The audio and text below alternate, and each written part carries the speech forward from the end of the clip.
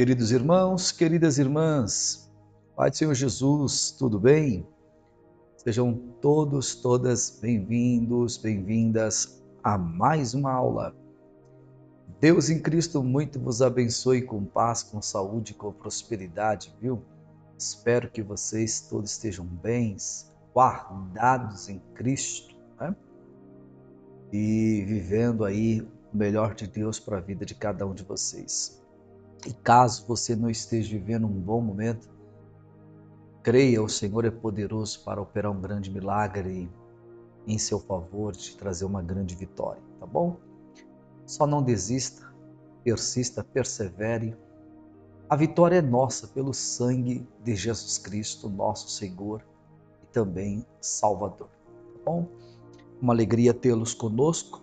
Aula de número 7, a nossa classe de exposição bíblica no livro de Salmos. Oh glória, bendito seja o nome do Senhor nosso Deus. Chegamos à aula de número 7, número perfeito, perfeição de Deus. Olha aí que maravilha, né? E o Salmo de número 7 também, que é a nossa leitura de hoje. Então, quero te convidar a pegar a sua Bíblia e juntos vamos ler o livro de Salmos, sendo hoje o Salmo de número 7, tá bom? Bondoso e eterno Deus, Pai querido, em nome de nosso amado Senhor e também Salvador Jesus Cristo, teu Filho, neste momento, Senhor, nós vamos ler a tua palavra e nós pedimos ao Senhor que o Senhor venha nos abençoar, iluminando assim os olhos do nosso entendimento e nos dando sabedoria, compreensão, iluminando os olhos do nosso entendimento e do nosso coração para compreender, Senhor, as verdades tão claras da Tua Palavra. Fale conosco, Senhor, nesse momento de aula, de exposição bíblica. Fale conosco, nós precisamos, somos carentes de ouvir a voz do Senhor. Nos abençoe em nome de Jesus. Amém, queridos? Lembrando sempre que junto com a aula, segue aí abaixo o PDF da aula de hoje. Hoje a nossa aula é um sermão temático, mais um sermão temático para a glória de Deus, tá bom? Primeira regra, ler o texto. Segunda regra, examinar o texto. Terceira regra, interpretar o texto. Quarta regra, aplicar o texto. Geralmente essas 4 regras se utilizam muito quando o sermão é expositivo. Já num sermão temático, ainda que se utilize na hora do estudo, na hora da pregação, o temático te leva para muitos lugares. Então, você faz uso de uma maneira bem inferior, como se estivesse no sermão textual ali, expositivamente, versículo por versículo. No caso dos Salmos, é verso por verso. Todavia, nós vamos usar apenas um verso como o texto central, a base deste verso, uma divisa que é o tema da mensagem de hoje. Mas antes, porém, precisamos ler o texto. O título do Salmo 7 é Davi confia em Deus e protesta a sua inocência. Davi confia em Deus e protesta a sua inocência. Esse título é muito importante. Abaixo do título, Sigaion de Davi, que cantou ao Senhor sobre as palavras de Cush benjamita. O texto então diz assim: Senhor meu Deus, em ti confio, salva-me de todos os que me perseguem e livra-me, para que ele não arrebate a minha alma como leão despedaçando-a sem que haja quem a livre. Senhor meu Deus, se eu fiz isto, se há perversidade nas minhas mãos, se paguei com o mal aquele que tinha paz comigo, aí entre parênteses ele resume, antes livrei ao que me oprimia sem causa. Persiga o inimigo a minha alma e alcance-a. Calque aos pés a minha vida sobre a terra e reduza a pó a minha glória. Ele está dizendo, se realmente eu sou culpado, faça comigo o que está no verso 5, né? Já no verso 6 ele diz, levanta-te, Senhor, na tua ira, exalta-te por causa do furor dos meus opressores e desperta por mim para o juízo que ordenaste. Verso 7, assim te rodeará o ajuntamento de povos por causa deles, pois volta às alturas. O verso 8 começa assim, o Senhor julgará os povos. Julga-me, Senhor, conforme a minha justiça e conforme a integridade que há em mim. Então aqui está o nosso tema de hoje, a integridade que há em mim. Então vou escrever aqui tema e vou puxar uma setinha para o texto, porque o tema da pregação hoje é a integridade que há em mim. Verso 8. O verso 9 diz, tenha já fim a malícia dos ímpios, mas estabelece-se o justo. Então a palavra justo aqui é a palavra-chave do Salmo 7. Porque está falando de um justo que está orando para Deus o livrar da opressão dos inimigos, porque esse justo é íntegro, é inocente. Pois tu, ó justo Deus, está vendo? Prova os corações e os rins. O meu escudo está com Deus, que salva os retos de coração. Deus é um justo juiz, um Deus que se ira todos os dias. Se o homem se não converter, Deus afiará sua espada, já tem armado seu arco e está aparelhado. E já para ele preparou armas mortais e porá em ação as suas setas inflamadas contra os perseguidores. Eis que esse está com dores de perversidade, concebeu trabalhos e produzirás mentiras. Cavou um poço e o fez fundo, e caiu na cova que fez.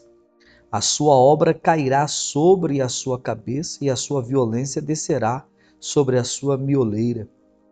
Eu louvarei ao Senhor segundo a sua justiça, e cantarei louvores ao nome do Senhor Altíssimo. Pronto, fizemos a leitura dos Salmos de número 7. Podemos glorificar a Deus, porque hoje nós lemos a sua palavra. Lemos mais um salmo da Bíblia Sagrada. Glória seja dada ao nome do Senhor nosso Deus. Apenas a título de informação, conforme a gente vai lendo, vai sublinhando alguns termos. Por exemplo, com relação a Deus, né? Salmo 7, verso 1 tem Senhor e tem Deus. No 3 tem Senhor e também tem Deus. Sempre falando, né? Senhor, Adonai, Deus Elohim. Então, Adonai, Elohim, Adonai, Elohim. Novamente, no verso 6, Adonai. No verso 8, Adonai. No 8, mais uma vez, Adonai. No 9 vai aparecer Elohim, no 10 Elohim, no 11 Elohim, Elohim, no 12 Elohim e lá no 17 Adonai, Adonai. que é isso? Curioso, né? Então eu tenho 1, 2, 3, 4, 5 e mais isso aqui, 6, 7, 8, 9, 10, 11, 12, 13, 14. Salmos de número 7, ou Salmo 7, né? Versos 1 a 17, é a estrutura. 14 vezes o Senhor nosso Deus é mencionado. Em 17 versos, Deus está sendo mencionado 14 vezes, seja pela expressão Adonai, seja pela expressão Elohim, né? Ou seja, o salmista glorifica ao Senhor, exalta o Senhor, engrandece o Senhor, reconhece o Senhor, né? Ele centraliza o Senhor está presente desde o verso 1 ao verso 17, no controle de tudo e de todas as coisas. Por isso ele é digno, né, de ser glorificado, de ser adorado.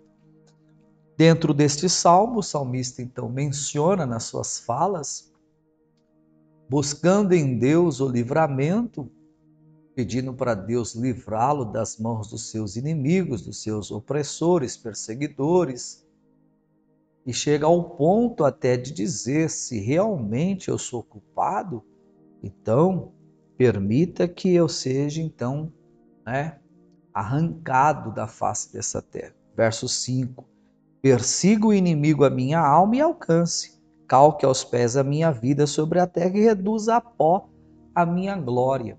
Ele está dizendo, se de fato, né, eu estou devendo, que é o verso 3, Senhor meu Deus, se eu fiz isto, se há perversidade nas minhas mãos.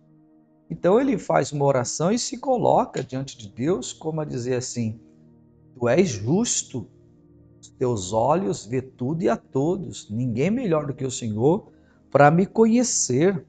Tu és aquele que me conhece por dentro, meus pensamentos, né? O esquadrinhar dos meus rins, o sondar do meu coração. O Senhor sabe quem eu sou, né? Diante do que eu estou vendo, esta perseguição, né? Ou essas pessoas falando a meu respeito, tentando tirar-me, inclusive, a própria vida, julgue a minha causa, né? Se eu sou isso mesmo, tudo bem, mas se eu não sou, me livra das mãos deles, porque eles são como um leão que quer arrebatar a minha alma e me despedaçar. Quando chega no verso 8, ele diz: o Senhor julgará os povos. Aí ele olha para si e diz: julga-me, Senhor, julga-me também. Eu sei que o Senhor vai julgar os povos, mas julga-me também, ele fala. Conforme a minha justiça, ou seja, de acordo com o que eu sou, me pesa na tua balança, né? Me pesa na tua balança. E conforme a integridade que há em mim. Olha que coisa linda. Isso é a consciência de alguém que sabe o que está fazendo, o que está falando, como está vivendo a sua vida cristã. Então, hoje o nosso tema está pautado nisto, né? A base estrutural é a mesma, a base bíblica, Salmo 7, versos de 1 a 17, que é a estrutura do Salmo. A palavra-chave é a justiça divina. Então, nós estamos diante de um Deus que é justo, tanto para julgar os ímpios nos seus pecados, como também para julgar o justo. Se ele estiver errado, vai ser passivo da disciplina do Pai, mas se ele estiver certo, Deus sairá em sua defesa por causa da sua integridade. Por falar em integridade, o tema é a integridade que há em mim. Irmãos, pense nesse tema. E aí, quando você pensar, pense nele agora aplicando na sua vida e se pergunte. E o salmista está dizendo, o Senhor julgará os povos, no verso 8. Julga-me, aí ele fala, julga-me, Senhor, conforme a minha justiça. Olha só, será que a gente tem coragem de fazer uma oração dessa? Julga-me conforme a tua justiça e conforme a integridade que há em mim. Nós precisamos estar muito bem para chegar ao ponto de falar para Deus: julga-me conforme a minha justiça, não conforme a tua.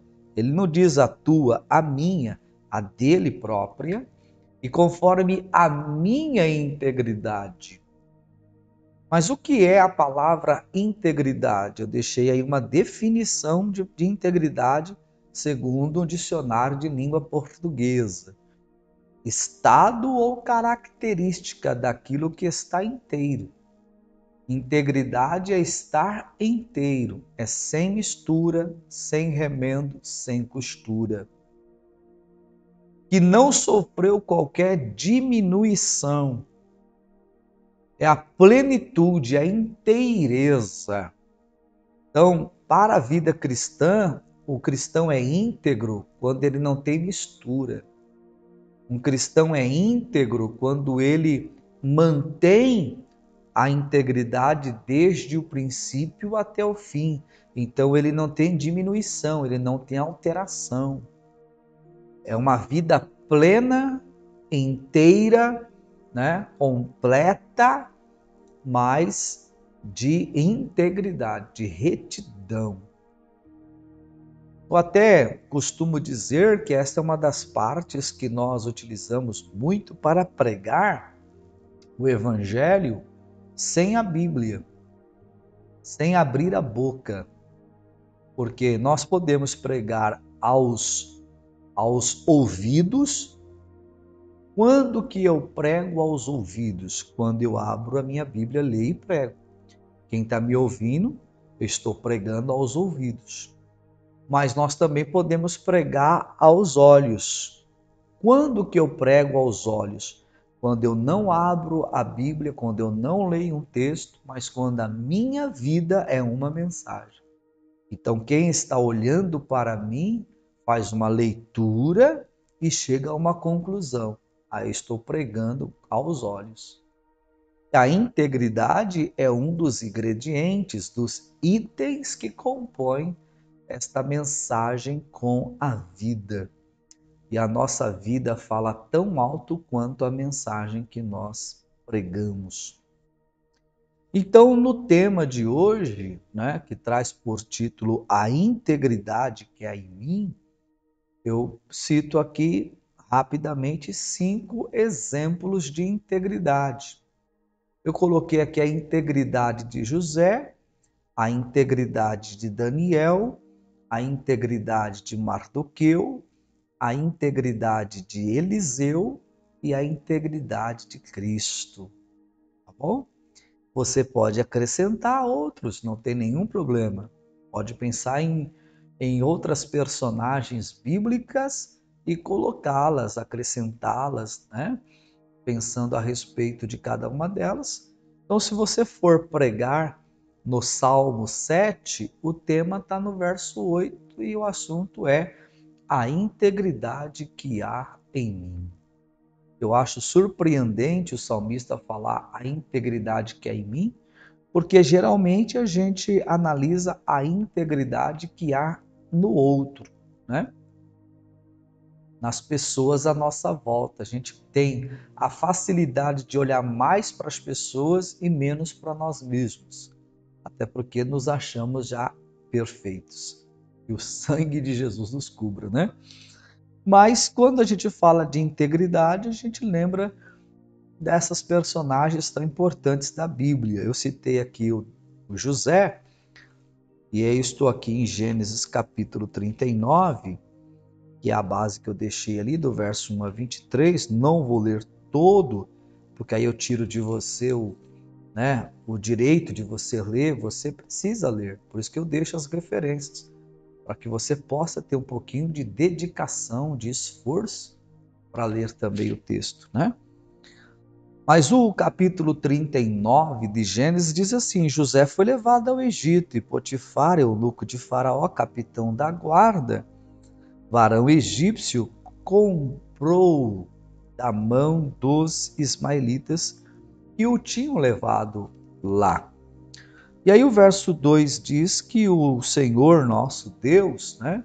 O Senhor estava com José e foi varão próspero e estava na casa de seu senhor egípcio. Então Potifar compra José lá no mercado escravo do Egito, leva-o para casa.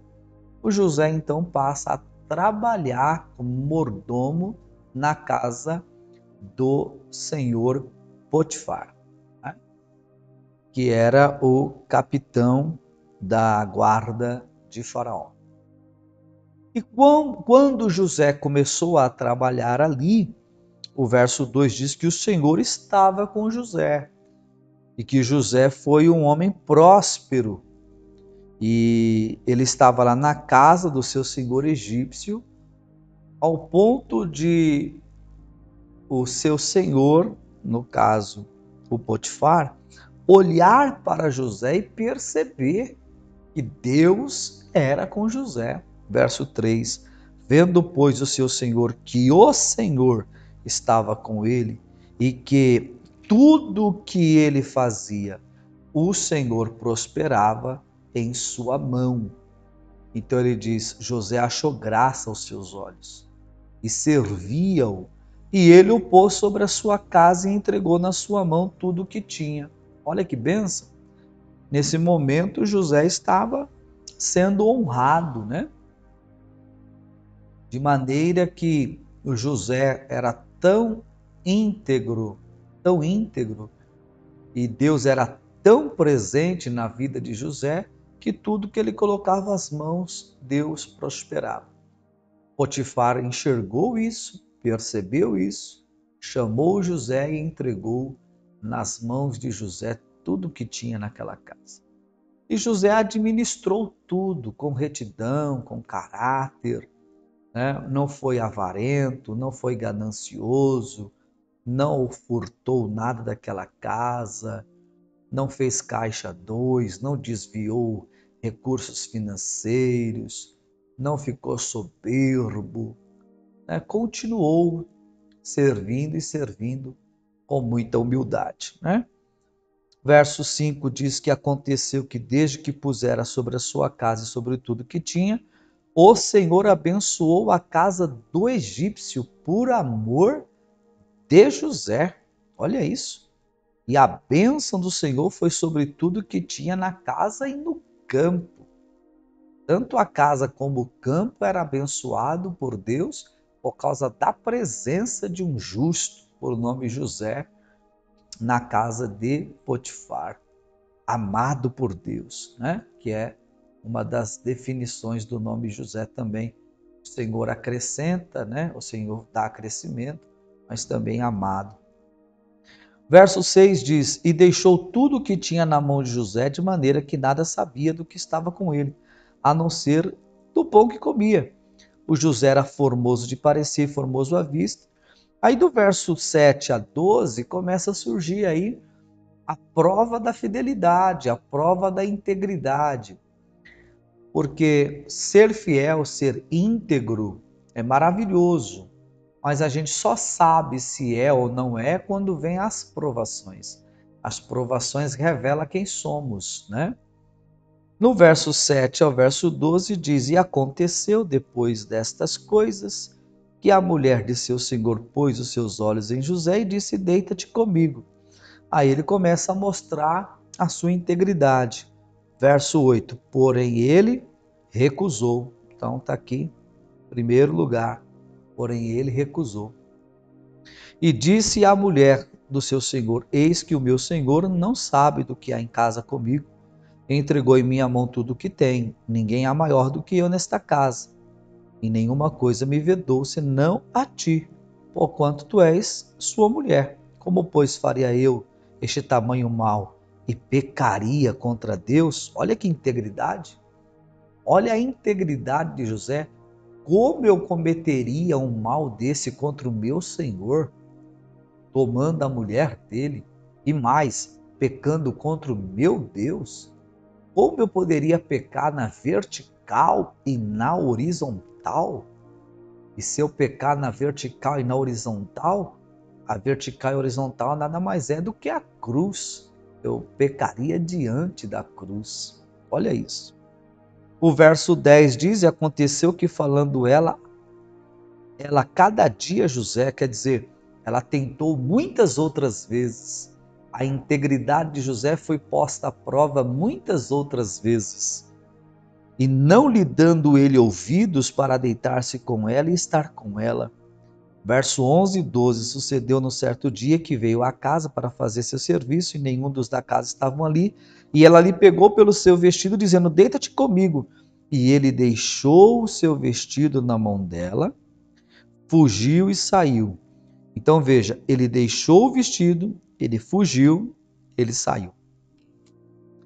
Nesse exato momento, José vai ser caluniado por ela, do verso 13 até a altura aí do verso 19, 20, ela vai criar um ambiente lá, o seu senhor vai acreditar nela e por causa disso José vai parar no cárcere. Então, ela vai fazer uma situação ficar ruim para José.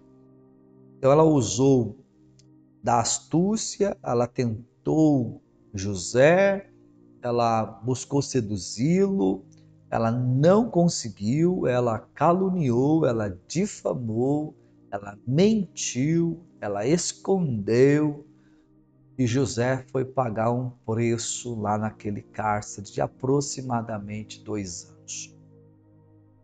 É interessante a gente perceber que nesse exato momento José pode fazer a oração que o Salmo 7 e 8 nós encontramos na vida deste salmista, quando ele disse: Senhor, o Senhor julgará os povos. Julga-me, Senhor. José poderia fazer esta oração, conforme a minha justiça, conforme a integridade que há em mim. Então, a integridade de José está pautada na questão sexual. Ele teve a possibilidade de cometer a fornicação porque ele era solteiro. A mulher que com ele estava querendo deitar-se ia cometer um adultério porque era mulher de Potifar. José estava no lugar certo, na hora certa, com a pessoa certa para fazer a coisa errada e escolheu fazer o certo. Por que, José? Porque era íntegro. A integridade não pode ser negociada. Julga-me, né? Ele está pedindo aí, o salmista está falando isso. Julga-me, Senhor. Olha, julga-me conforme a integridade que há em mim. O José passou. Foi para o cárcere, mas era íntegro. Quando você é íntegro, você pode até ir para o cárcere, mas o seu caráter e a sua consciência continua te defendendo. Louvado seja o nome do Senhor, né? O segundo exemplo é Daniel. Então nós estamos indo lá para o livro do profeta, considerado o profeta maior, Daniel capítulo 6, e vamos ler os primeiros versos deste capítulo 6. E pareceu bem a Dário, alguns chamam de Dário, outros chamam Dario, aí você escolhe como você quer usar, constituir sobre o reino a 127 presidentes, que estivesse sobre todo o reino. Ele quer constituir no reino dele 127 presidentes.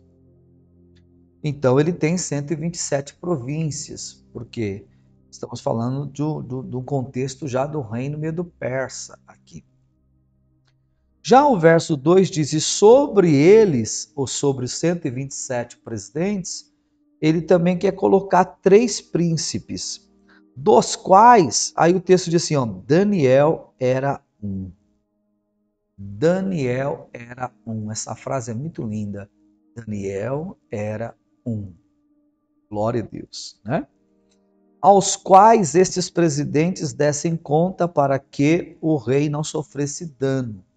Então, a parte aqui é a parte administrativa, 127 presidentes, preciso de 3 príncipes para poder fazer a questão do conselho fiscal, da administração, da gestão, para que o rei não sofresse nenhum dano.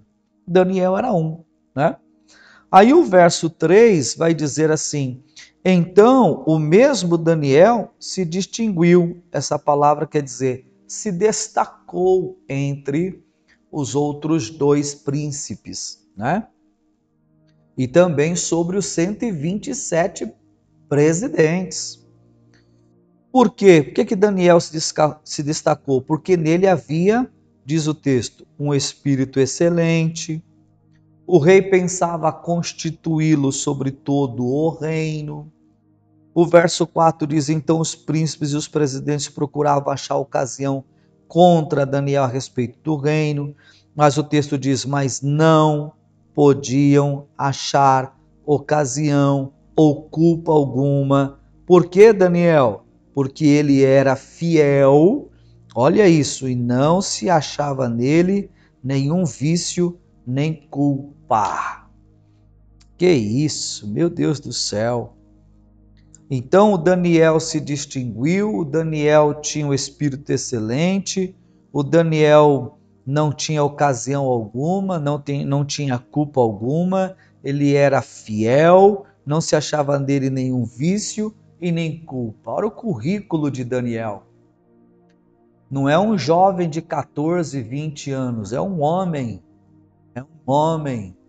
com uma vida decidida do que quer, que viveu anos e anos na Babilônia, chegou lá com aproximadamente 14 anos de idade, não saiu da Babilônia, não temos nenhum termo dentro do texto que mostra que ele saiu de lá, viveu toda a sua vida na Babilônia, mas a Babilônia não estava dentro dele. Ele não andou segundo as regras da Babilônia, ele passou por 4 impérios, não se contaminou em nenhum dos impérios. Olha só, ele fez a diferença, era homem dos quais o mundo não era digno. Daniel, ele foi amado no céu. Os anjos chamavam ele de homem muito amado, lá no capítulo 10. Daniel deu testemunho do Deus vivo na terra. Daniel provocou o inferno, porque até para Gabriel descer para falar com ele, teve demônios para interromper e Miguel, o arcanjo, teve que entrar em batalha. Isso é uma integridade muito grande por parte da vida deste servo de Deus. Então esse tema é muito forte, a integridade que há em mim. Bom, vocês sabem que vai ser sancionada uma lei aqui, um decreto, né?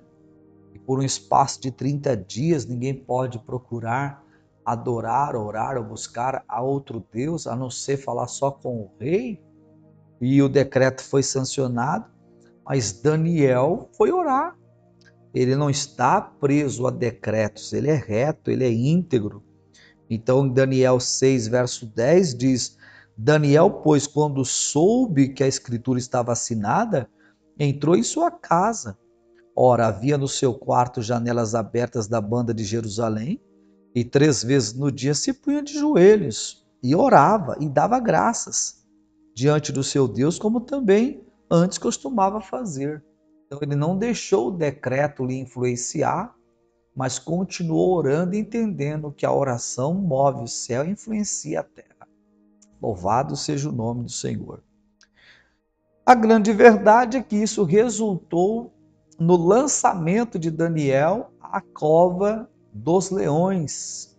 E os leões esfaimados recebem Daniel naquela cova, mas não os pôde tragar, não pôde lacerar a vida desse servo de Deus. Por que será? Porque ele era íntegro. Então, quando você lê, por exemplo, o verso 16, diz assim, Daniel 6, verso 16. Então o rei ordenou que trouxesse a Daniel e o lançaram na cova dos leões.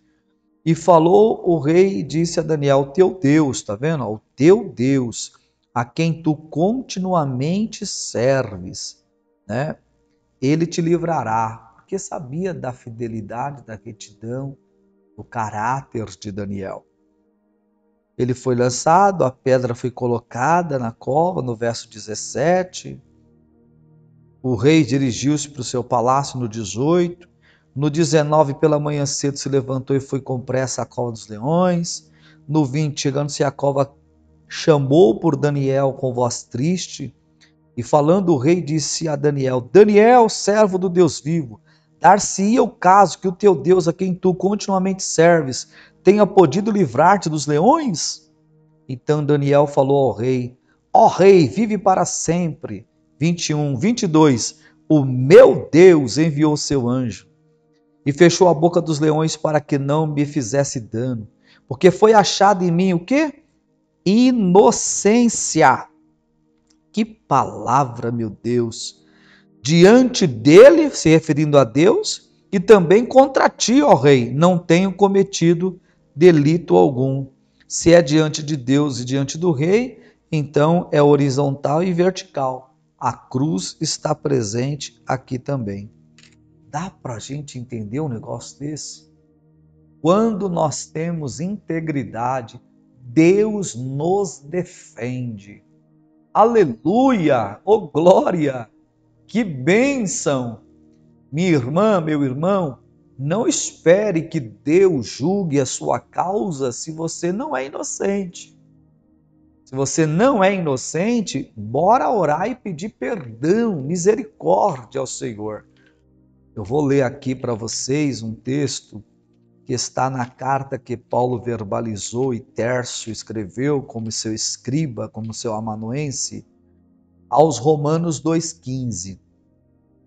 E aqui em Romanos 2,15, o texto diz assim, os quais mostram a obra da lei escrita em seus corações, testificando juntamente a sua consciência e os seus pensamentos, ele diz, quer acusando-os, quer defendendo-os.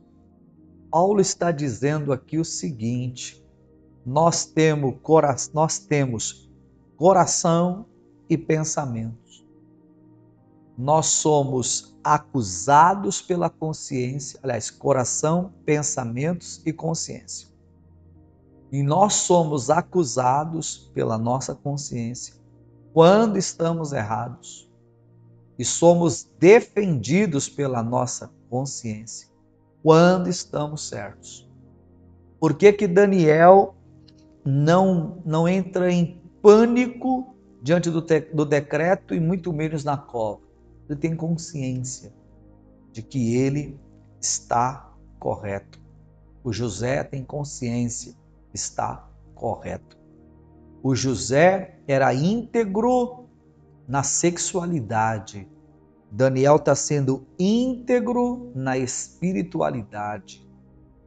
Dentro de um reino, fora de casa, longe, no exílio, ele consegue ser íntegro na sua vida espiritual. Ele não negligencia a oração. E a sua integridade faz com que Deus lhe saia em defesa. Glória a Jesus, né? O terceiro exemplo é no livro de Esther.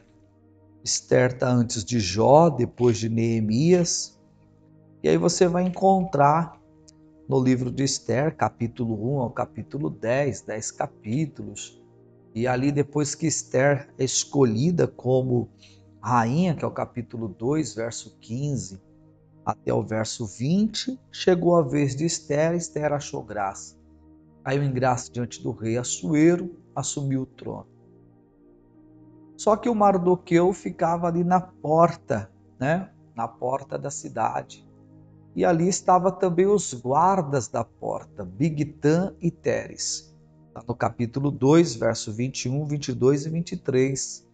Naqueles dias, sentando-se Mardoqueu à porta do rei, 2 eunucos do rei, dos guardas da porta, Bigtan e Teres, grandemente se indignaram e procuravam pôr as mãos no rei Assuero, ou seja, matar o rei Assuero. E veio isto ao conhecimento de Mardoqueu e ele o fez saber a quem? A rainha Esther.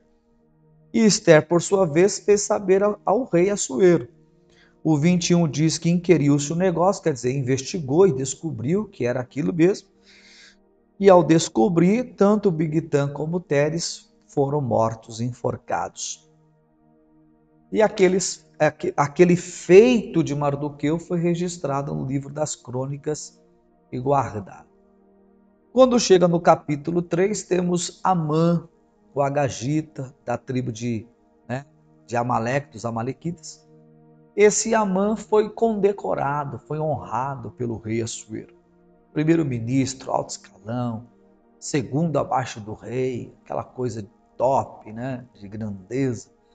De maneira que, por onde ele passava, as pessoas se curvavam diante dele.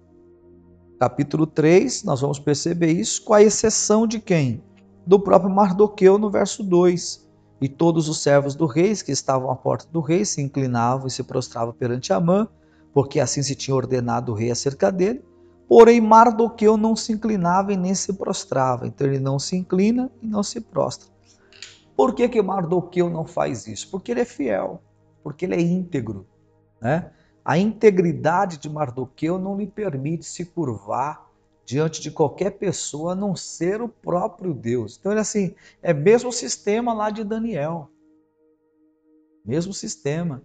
Então, isso leva com que Amã fique furioso e comece, então, a buscar métodos e meios para aniquilar o Mardoqueu. E ele chega a descobrir que não tinha só Mardoqueu, mas tinha um remanescente que estava na cidadela de Suzã, que era dos exilados, ou seja, dos judeus, que não é da mesma cultura, língua, fala, e costumes. E ele leva isso ao rei e pede autorização para matar todos eles. E o rei autorizou. Só que o rei não sabe que a rainha Esther também é dentre os exilados. Então vem o capítulo 4, e no capítulo 4 nós vamos perceber como foi espalhada a notícia e como Mardoqueu se vestiu de pano de saco e ficou na porta da cidade em estado de humilhação.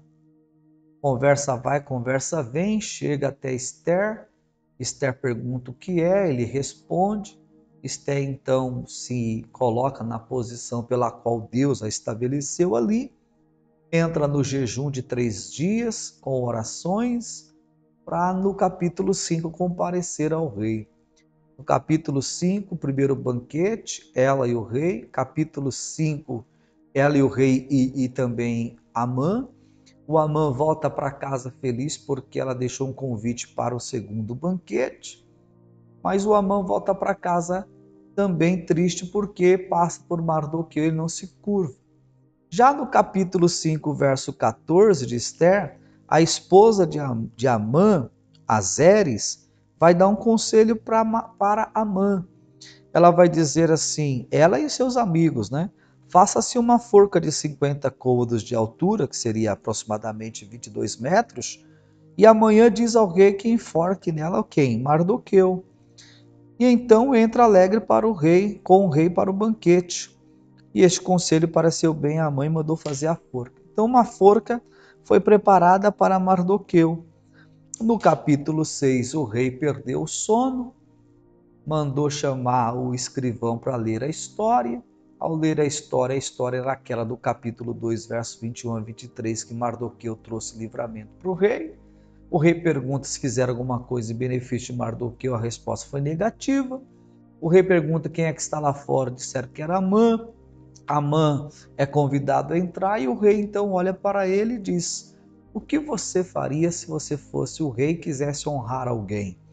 E o Amã disse: olha, eu colocaria ele no melhor cavalo que o senhor tem, colocaria na cabeça dele a sua coroa real e no corpo dele as suas vestes reais. Mandava alguém puxar pela rédea do cavalo, passear pela cidade, gritando: viva o homem que o rei deseja honrar. O Amã falou isso porque o Amã pensou que era ele, que o rei queria honrar ele. Logo o rei olhou para Amã e disse: você conhece Mardoqueu? Agora imagine a cena, olha só. E ele teve que falar sim. Então vai chamá-lo. E ele teve que ir lá na porta, chamar Mardoqueu, trazer a presença do rei. Ele teve que buscar o cavalo, ele teve que colocar as vestes em Mardoqueu, a coroa em Mardoqueu, colocar Mardoqueu no cavalo, pegar pela rédea do cavalo, sair pela cidade gritando: eis aqui o homem a quem Deus quer honrar. Por que aconteceu isso tudo com Mardoqueu? Porque Mardoqueu era íntegro, a integridade que há em mim. Deus é o nosso juiz e sai em nossa defesa. Quando nós não negamos o Senhor diante dos ímpios do mundo, o Senhor também não nos nega na nossa grande necessidade, no nosso grande momento. Ele entra na nossa peleja, humilha os exaltados e exalta os humilhados. Amã voltou para casa triste, a mulher dele olhou para ele e disse: esse homem é da descendência do judeu. Se este homem a quem você começou a cair é da descendência do judeu, então você perdeu. Como a dizer, o Deus dele é muito grande e poderoso. Ele julga as causas com justiça. Quando Amã foi ao banquete com a rainha Ester e o rei, a rainha Ester contou a história do seu povo. O rei disse: mas quem é esse homem mau que tenta fazer isso com o seu povo? Ela disse: é Amã. O rei saiu para tomar ar, Amã foi para cima de Ester, chegou a debruçar no divã de Ester. Quando o rei voltou, o rei enxergou aquela cena e interpretou: além de fazer isso, ainda quer tomar a minha mulher. E deu ordem para Amã ser enforcado na forca que havia preparado para Mardoqueu. Está no capítulo 7 de Ester, está no versículo 10. Enforcaram, pois, Amã na forca que ele tinha preparado para Mardoqueu. Então o furor do rei se aplacou. Está vendo? Quando nós somos fiéis, pode ter certeza que Deus permanece fiel para conosco. Entra na peleja, julga as nossas causas. Muitos foram os inimigos aqui envolvidos, mas Deus deu um grande livramento ao seu povo. Como o salmista está salmodiando aqui, pedindo livramento por causa dos inimigos, ele coloca-se à disposição de Deus. Se eu fiz alguma coisa, então me risque da história, apague a minha vida, mas do contrário, julga-me, Senhor. Julga-me segundo a minha justiça e segundo a integridade que há em mim. Que coisa tremenda, meu Deus. Muito bem, o terceiro lugar é Mardoqueu. E o quarto lugar? O quarto lugar é Eliseu. No segundo livro da história dos reis, vocês conhecem esse texto muito bem. A cura de Naamã, lembram disso? Então, houvera uma guerra, entre Israel e a Síria.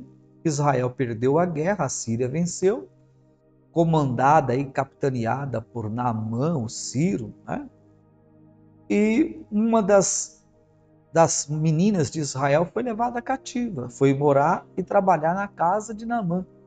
E lá ela, no dia a dia, percebe a deficiência de Naamã correspondente à sua lepra. E ela evangelizou, dentro daquela casa ela evangelizou, falou do Deus de Israel e do profeta Eliseu para a esposa de Naamã. A esposa de Naamã orientou. A princípio ele atendeu e foi ao rei da Síria. O rei da Síria preparou uma carta para o rei de Israel. Mas a conversa não era com o rei da Síria nem com o rei de Israel, era com Naamã e o profeta Eliseu. Então, quando ele foi ao profeta Eliseu, foi no endereço certo, Eliseu não saiu ao seu encontro, mas deu uma ordem: mergulha de 7 vezes no Jordão. A princípio ele relutou, levando em consideração que aquele lugar do Jordão, a água não era cristalina, clarinha, mas barrenta, suja. E ele colocou objeções, pois havia outros rios mais limpos e tal. Mas a ordem do profeta era aquela: a cura está aqui, é pegar ou largar. Convencido pelos seus colegas, Naamã desce da sua cavalgadura, tira a sua armadura e mergulha 7 vezes. Na 7ª ele sai curado, restaurado, e a bênção foi grande, E aí começa então essa questão da integridade do profeta Eliseu. Por quê?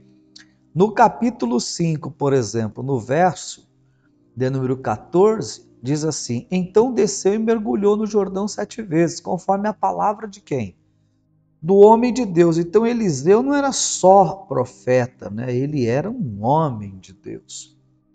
E a sua carne, no caso de Naamã, tornou como a carne de um menino e ficou purificado. Então voltou a quem? Voltou ao homem de Deus.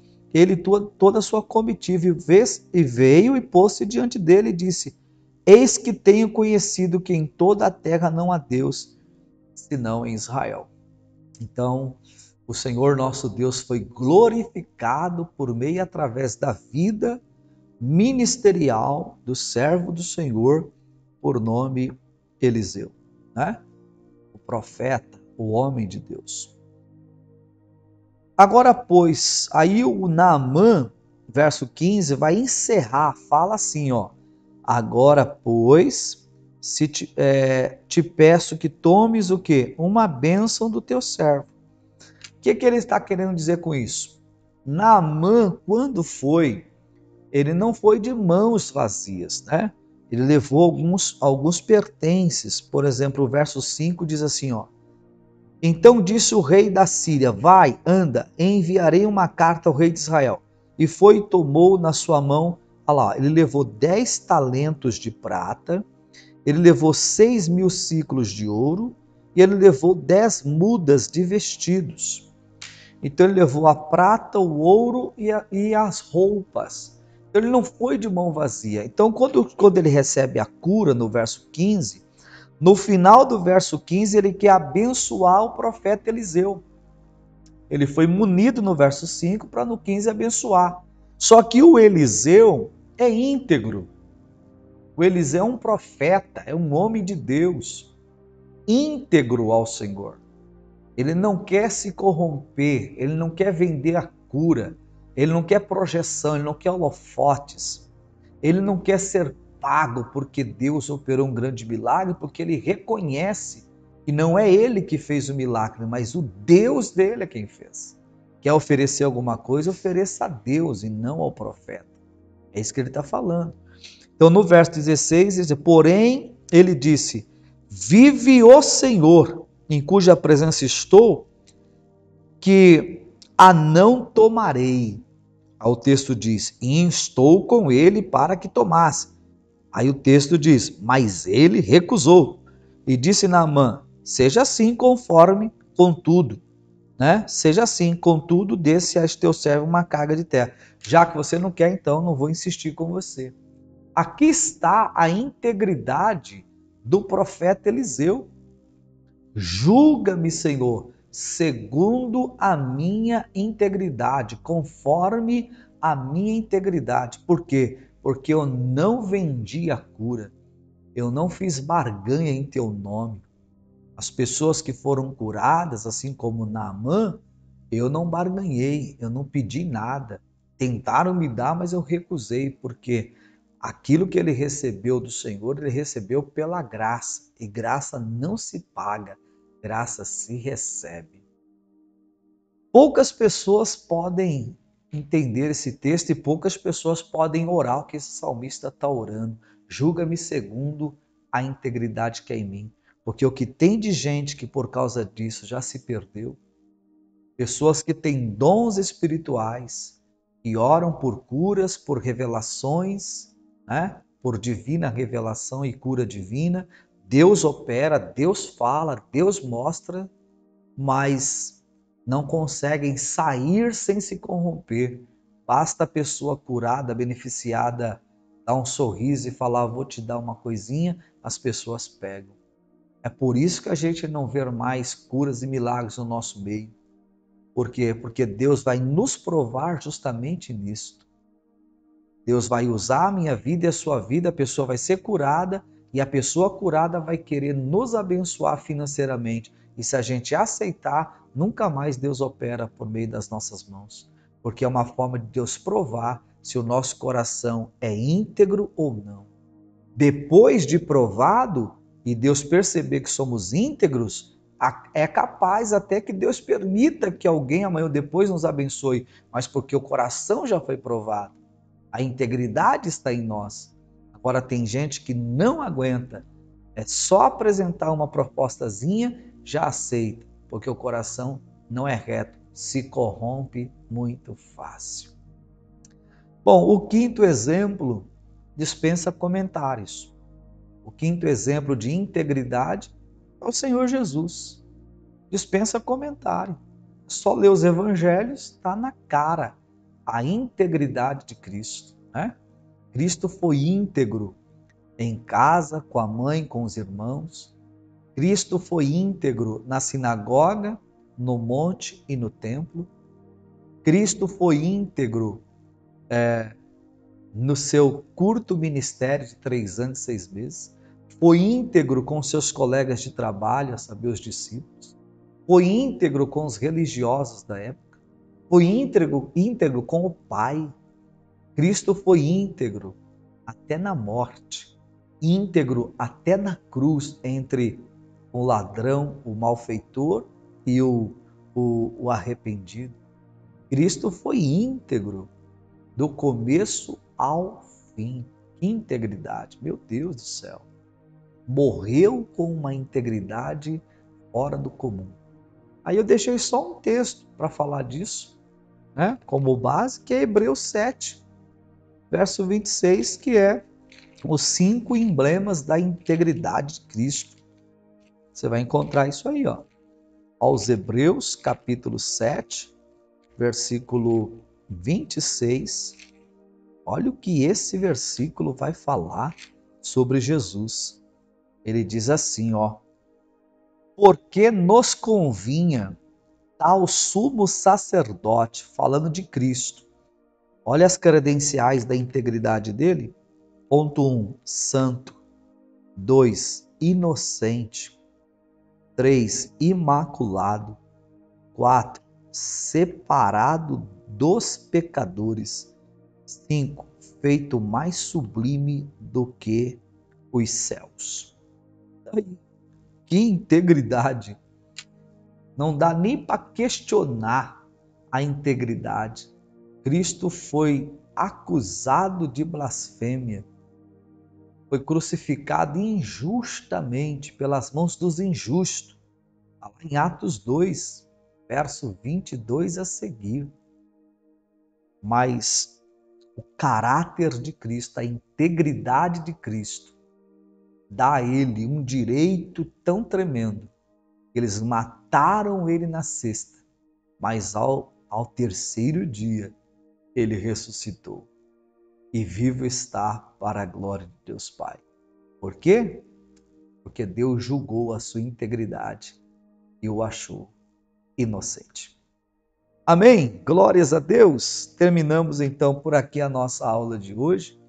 Espero que tenha sido para você muito proveitoso, proveitosa, e um tempo de bênção para a sua vida e para o seu ministério, para a glória de Deus Pai. Nos vemos então na nossa próxima aula, onde vamos lecionar e estudar juntos os Salmos, Salmo de número 8, se Deus quiser e assim nos permitir.